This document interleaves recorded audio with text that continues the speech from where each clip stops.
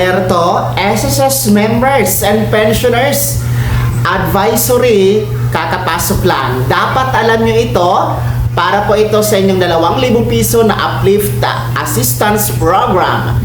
Hello mga ka-vlogs! Welcome sa aking YouTube channel at welcome sa ating official Facebook page. Saan ka man nanonood, kumusta? Well, ito kakapasok lang po na advisory. Importante ito mula sa SSS para sa lahat ng mga miyembro at pensyonado. May kinalaman ito sa ating 2,000 piso na uplift cash assistance na ibibigay ni SSS simula ngayon, buwan ng July hanggang December 2026. Well, paano nga ba malalaman na kayo ay kwalipikado?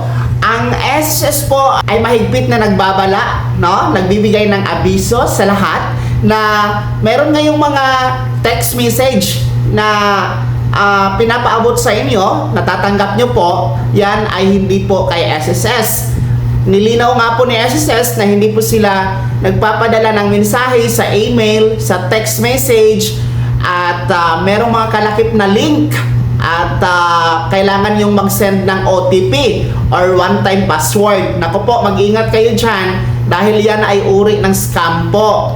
Pwede pong ma-access ang inyong mga personal informations and personal details. Makompromiso po ang inyong mga personal na detalye kapag na-click nyo po ang mga link na pinapadala sa inyo. Ulitin ko, ang SSS ay nagbabala, nagbibigay ng abiso na hindi po sila nagpapadala ng text message or doon sa email na nagpapadala ng link na kailangan yung pindutin at kailangan nyo pong magbigay ng OTP. Well, paano nga ba malalaman na kayo ay kwalipikado sa 2,000 piso na uplift assistance program? Well, ang SSS po ay official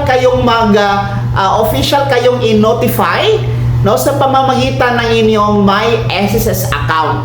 So, kailangan meron tayong My SSS account. Kung wala, mag-register kayo, mag-create kayo ng account dahil kung inyo po kasing bubuksan yung inyong My SSS account portal, meron niyang mga notification, no? Magno-notif dyan si SSS sa mga updates. So, dyan din po magno-notif kung kayo ay pasok o eligible sa 2,000 piso na uplift cash assistance. So, yun po yung official na notification. Doon po ipapadala ang notification ng SSS sa inyong My SSS account at hindi po sa pamamagitan ng email or text na may kalakip na link at kailangan yung pindutin. Mag-ingat kayo dyan. Uri po yan ng scam, mga SSS members and pensioners.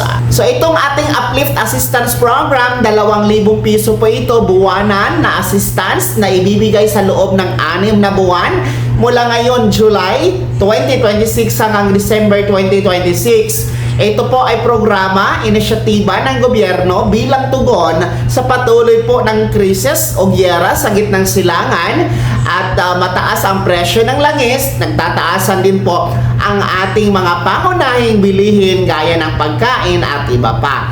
Well, ito mismo ay inanunsyo ni Pangulong Bongbong Marcos noong July 16, 2026 mga ka-vlogs. Okay?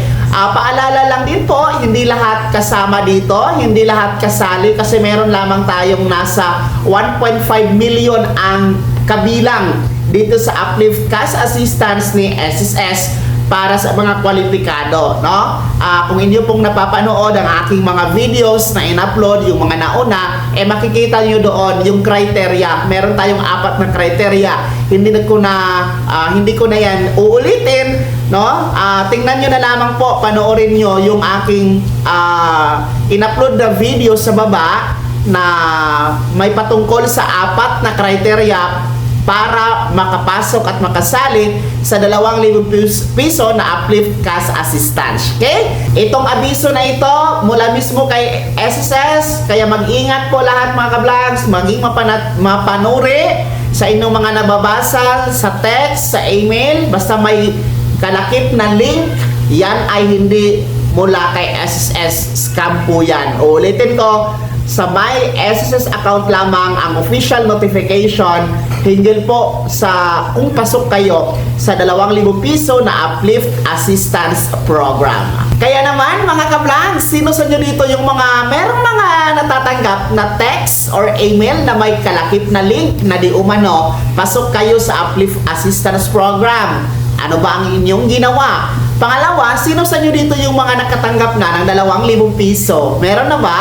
Well, ibahagi niyo po sa comment section na nasa baba. Maraming salamat sa pagtutok. God bless. Happy weekend mga ka-vlogs.